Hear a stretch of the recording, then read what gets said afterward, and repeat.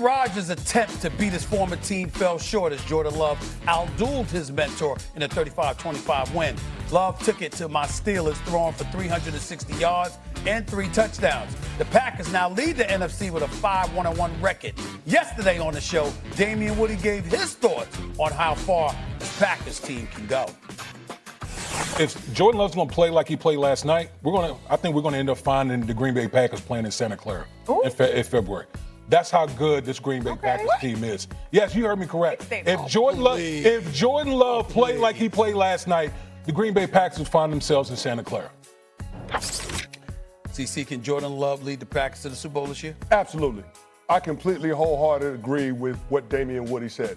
It was clear on Sunday night that the Green Bay Packers have got a gear that most teams in the NFL can't get to, right? You saw Jordan Love turn it on in that second half, completing 20 straight passes, against the Steelers defense, tying a franchise against record. The Steelers defense. I hear what you're saying, but Cowboys playoff win aside, that might have been the most complete performance that we've seen from J-Lo, right? 360 yards passed and 3 tutties, that was unbelievable. But the part that makes me believe in the Green Bay Packers is that defensively, they can make it happen.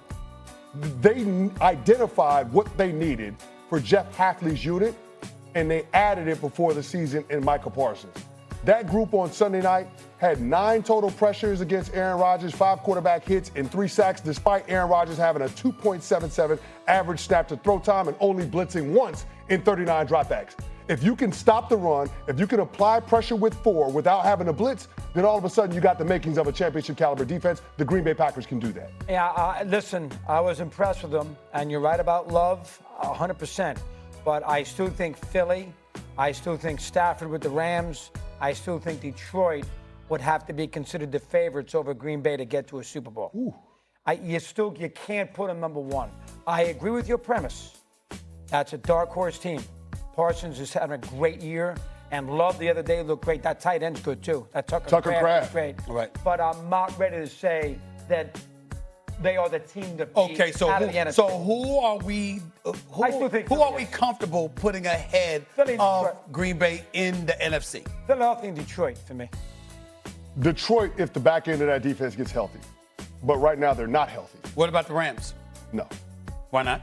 I don't think the Rams have enough balance, and I think the back end of that defense is suspect. What about Seattle, considering what you've said about the defense? No balance on the offensive side of the ball. They got to be able to run the football in order for me to have confidence in them. So you don't have confidence that Seattle can run the football? No, they can't. And Philadelphia? Not even, they can't. They literally can't. Philadelphia, when the chips are in the Talk to me about Philadelphia when they resolve the A.J. Brown problem. That has been an ongoing issue, and I get it. They won the Super Bowl last year with said issue. But when A.J. Brown comes out days after winning the chip and says that he doesn't feel the way that he thought it would feel, when he comes out after having his most productive receiving day and subtweets using me but not using me, there is clearly a problem when it comes to chemistry and A.J. Brown in there. And that's why I'm skeptical that the Philadelphia Eagles can repeat as champs, and I think it's more of what we saw in 2023. I will say this. I want to see what Green Bay does against Detroit after smacking Detroit around the way they did in opening week. Let's see what they do in the rematch and then come talk to me. Are the best team in the NFC. Is that an overreaction? It's not. I thought they were going into the season. I think when we've seen them at their best, which is, I would say, in 3 of their games so far this year, they've looked dominant. They look like the kind of team that can get to the Super Bowl. Superstars on defense, obviously Micah Parsons, Jordan Love playing at a high level, 20 different guys he can throw to on any play. I think when the Packers are humming like they were Sunday night, they are the best team in the NFC. Cindy, put all the picks up. I think this was actually interesting. I asked the question in the meeting this morning, who does everyone think is the best team in the NFC? And we got 4 different answers. So I think it's worth seeing what everybody said. They're coming here in just a moment. But Nick, who was your answer? I like the Rams. I think we marvel over how impressive their offense is, especially when Puka Nacua is healthy and Matthew Stafford is on his game. But I think we underappreciate how effective their defense is also. I think they have a pretty complete team. There's some injuries in some weeks spots in their secondary, but there's no team, demonstrated by our choices, there's no team that's perfect. And you get to the playoffs, you start thinking about the quarterbacks that can take over a game, and we know Matt Stafford's one. Rams made a deal for a cornerback yesterday too, so getting a little stronger in that. That's what I meant by, look, when we got 4 different picks, and Jeff, you're riding with the Philadelphia Eagles. Yeah, this team finds ways, right? And they just find ways. And again, they're working through their issues. Everybody has them. They're working through theirs. I trust what they have. I think they'll get it together. Yeah, I went with the Detroit Lions. The last time we saw them, they were playing with a makeshift secondary, and now they went into the bye week. Terrion Arnold should be back. Malcolm Rodriguez, linebacker, should be back coming out of the bye week. So what Dan Campbell was able to do, losing coordinators, and this team is still at the very top. And I haven't even mentioned Jahmyr Gibbs' name and how electric he's been this season. All right, so we got 4 different choices on that one. Next one for Graziano. If I were to say the Baltimore Ravens, who have 2 wins, are going to win the AFC North, is that an overreaction? No. In fact, I would go so far as to say they should win the AFC North. Pittsburgh is coming back to the pack.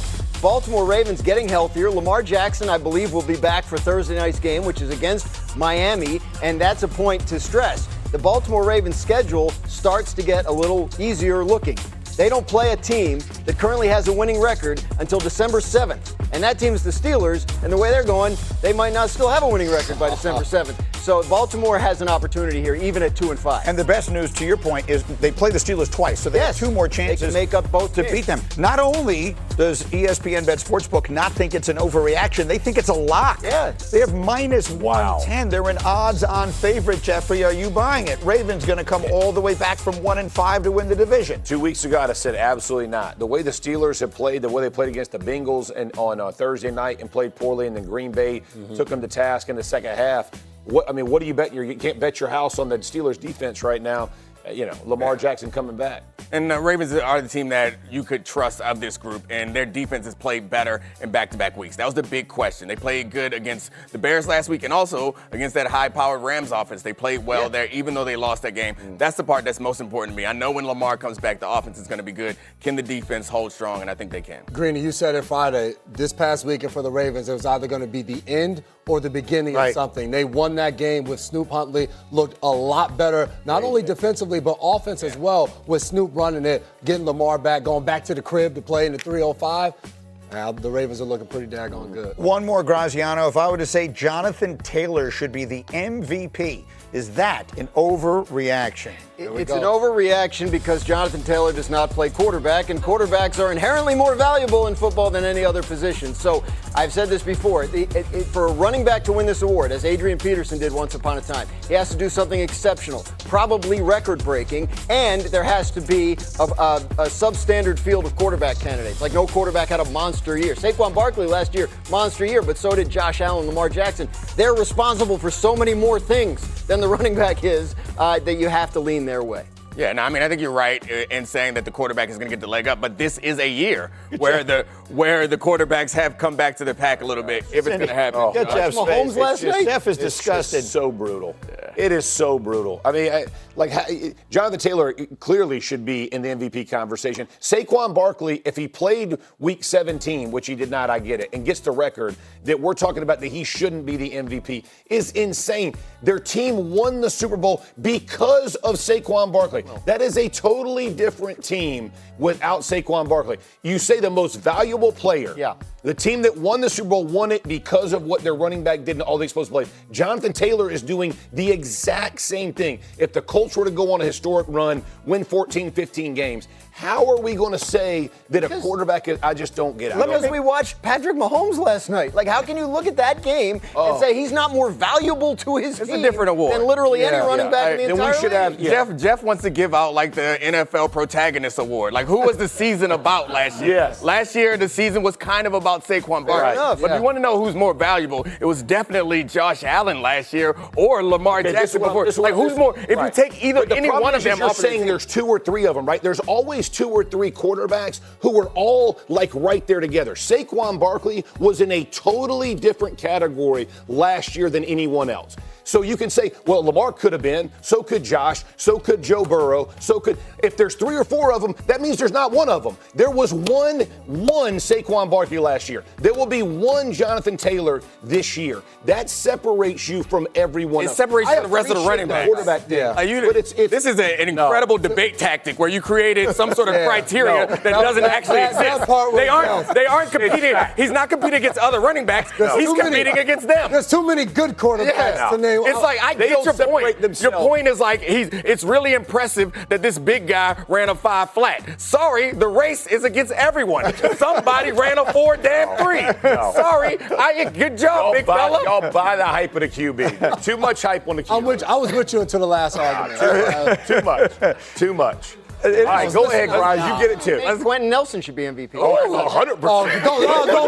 Don't. You know, I had Trent Williams a couple years ago. He definitely should have been. Protector of the year. We got y'all. Yeah, we got that. Protector of the year. Man of the year. Myles Garrett. By your criteria, he's much better than everyone else. Give Myles Garrett the MVP. Our Saturday SEC on ABC.